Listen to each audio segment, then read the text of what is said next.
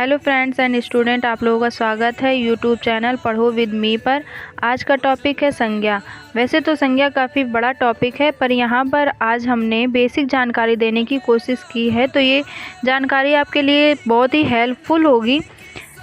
तो आप इस वीडियो को पूरा देखिएगा। अगर आपने ये वीडियो पूरा देख लिया तो इसके आगे का जो भी है वो आपके लिए पढ़ने में आसान हो जाएगा, उसे समझने में आसान हो जाएगा। आपको संज्ञा बिल्कुल भी कठिन नहीं लगेगी। तो चलिए चलते हैं अपने टॉपिक की ओर। सबसे पहले जान लेते हैं प्रयोग के आधार पर शब्द को कितने भागों में बांटा गया। तो प्रयोग के आधार पर शब्द को दो भेदों में बांटा गया है, विकारी शब्द और अविकारी शब्द। विकारी शब्द के चार भेद हैं, संज्ञा, सर्वनाम, विशेषण और क्रिया। तो आज हम लोगों का टॉपिक है संज्ञा। आज हम लोग संज्ञा के विषय में जानेंगे। तो चलिए चलते हैं। संज्ञा किसे कहते हैं? साधारण शब्दों में किसी भी नाम को संज्ञा कहते हैं। अगर परिभाषा कही जाए तो किसी प्राणी, वस्तु, स्थान, भाव, अवस्था, गुण या दशा के नाम को संज्ञा कहते हैं। जैसे दीपक, पुस्तक, जोधपुर, दया, बचपन, मिठास, गरीबी। दीपक क्या है? किसी व्यक्ति का नाम है। पुस्तक किसी वस्तु का नाम है। जोधपुर किसी स्थान का नाम है। दया क्या है? भाव है। बचपन एक अवस्था है। मिठास गुण है और गरीबी दशा है। तो इस तरह से किसी भी नाम को संज्ञा कहा गया है। संज्ञा के कितने प्रकार हैं? अगर प्रकार की बात की जाए तो संज्ञा मुख्यतः 3 प्रकार की होती है, लेकिन कुछ लोग बाद में समूहवाचक संज्ञा और द्रव्यवाचक संज्ञा को भी पढ़ने लगे हैं। यह किताबों में लिखा मिलने लगा है। सबसे पहले देखते हैं व्यक्तिवाचक संज्ञा। व्यक्तिवाचक संज्ञा किसे कहते हैं और क्या इसकी परिभाषा है? तो व्यक्ति विशेष, वस्तु विशेष अथवा स्थान विशेष के नाम को व्यक्तिवाचक संज्ञा कहते हैं। व्यक्ति विशेष किसी भी व्यक्ति का नाम, कोई स्पेशल व्यक्ति है। अगर जिस भी व्यक्ति का कोई नाम है वो अपने आप में एक स्पेशल ही है।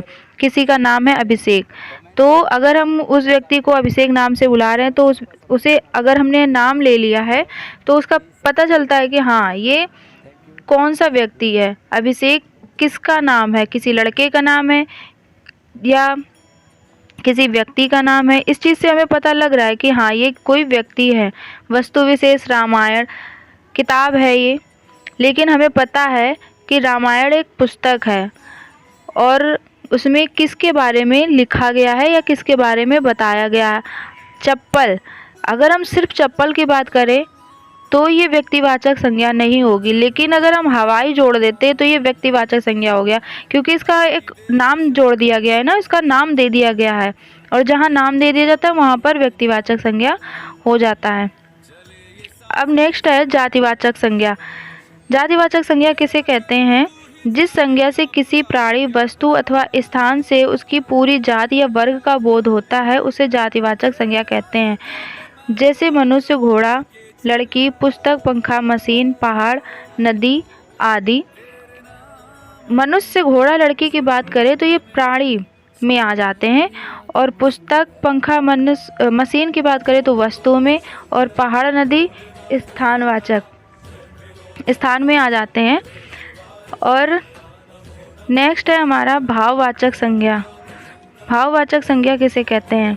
किसी भाव अथवा भाव, अवस्था, गुण अथवा दशा के नाम को भाववाचक संज्ञा कहते हैं। जैसे सुख, बचपन, सुंदरता। सुख क्या है?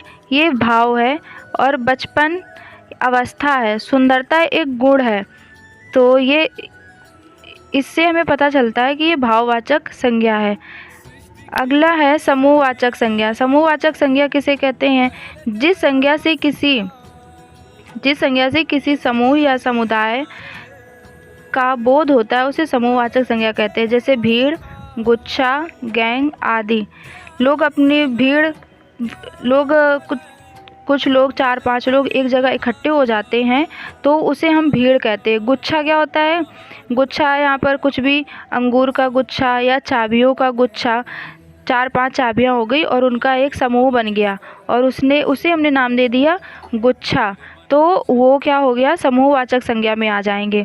नेक्स्ट है द्रव्यवाचक संज्ञा। द्रव्यवाचक संज्ञा किसे कहते हैं? जिन संज्ञा शब्दों से वस्तु व द्रव्य आदि सब पदार्थों का बोध हो उसे द्रव्यवाचक संज्ञा कहते हैं। जैसे तेल, घी, पीतल, सोना आदि।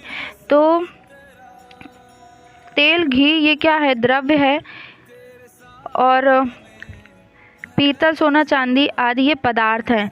तो ऐसे संज्ञा को द्रव्यवाचक संज्ञा कहते हैं। तो आप लोगों को ये वीडियो पसंद आया होगा। अगर पसंद आया है तो इसे लाइक, शेयर और सब्सक्राइब करें। धन्यवाद।